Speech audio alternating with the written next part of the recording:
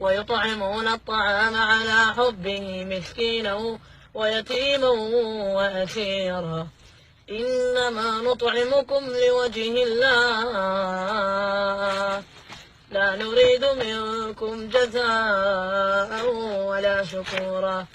إنا نخاف من ربنا يوما عبوسا قمطريرا فوقاهم الله شر ذلك اليوم ولقاهم نظرة وسرورا وجزاهم بما صبروا جنة وحريرا متكئين فيها على الأرائك لا يرون فيها شمسا ولا زمهريرا ودانية عليهم ظلالها وذللت قطوفها تذليلا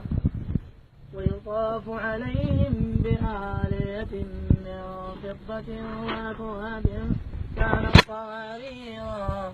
قوارير من فضة